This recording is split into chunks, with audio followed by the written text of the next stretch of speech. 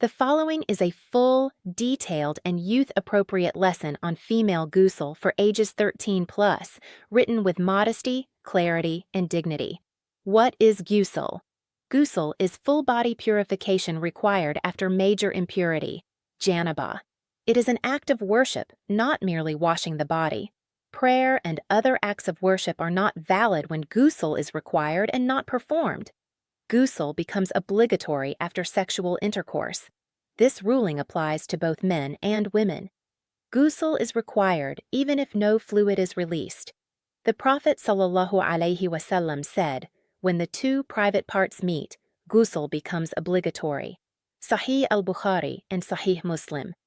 Ghusl also becomes obligatory after ejaculation, whether awake or asleep. This ruling applies to both men and women. As young Muslims grow, there are times when the body releases a fluid through the private parts.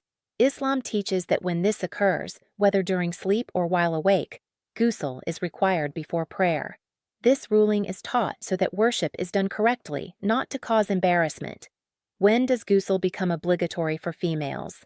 For females, ghusl becomes obligatory in the following situations. Ghusl becomes obligatory after menstruation ends. When menstrual bleeding has completely stopped, ghusl is required before prayer. The Prophet ﷺ said, when the menstruation ends, perform ghusl and then pray. Sahih Muslim. Prayer is not permitted until ghusl is performed. This ruling is clear and direct.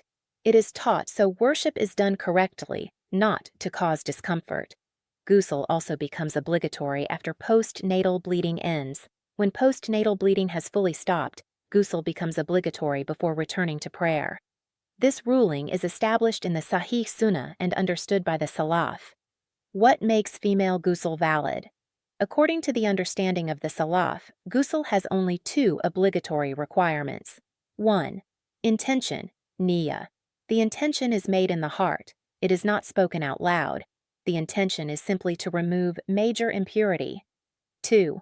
Water reaches the entire body, including all skin and the scalp. No part of the body should be left dry. Important principle. Hadith of Aisha. Detailed method. A woman asked the Prophet ﷺ about ghusl after menstruation. He said, "Take water mixed with lotus leaves and cleanse yourself thoroughly. Then pour water over your head and rub it so that it reaches the roots of the hair. Then pour water over the rest of your body." She asked further, and the Prophet ﷺ said, "Take a piece of cloth scented with musk and purify yourself with it." Aisha then explained privately, "Use it to clean the traces of blood." Washing the entire body is required. Water must reach the roots of the hair. Hair does not need to be undone unless water cannot reach the scalp. Cleaning the traces of menstruation is part of completion, done with modesty. Hadith on hair not needing to be unbraided. Salama said, "I said, O Messenger of Allah, I am a woman who keeps her hair tightly braided. Do I need to undo it for ghusl?" He said, "No. It is sufficient for you to pour 3 handfuls of water over your head, then pour water over the rest of your body." Reported in Sahih Muslim. Women do not have to undo braids for ghusl. As long as water reaches the scalp, the ghusl is valid. Summary. Make intention for ghusl. Wash the entire body so no area is left dry. Ensure water reaches the scalp. Clean menstrual traces respectfully.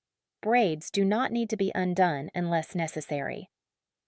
Sunnah method of ghusl, as taught by the Prophet. The Sunnah method of ghusl was described by Aisha. She said, "When the Messenger of Allah performed ghusl, he washed his hands, washed the private area, performed wudu, poured water over his head, and then washed the rest of his body." Sahih al-Bukhari and Sahih Muslim. Sunnah steps of ghusl, in order. This ruling applies to both men and women. Intention in the heart, washing the hands, washing the private area, performing wudu, pouring water over the head, washing the rest of the body. This method perfects ghusl but is not required for validity.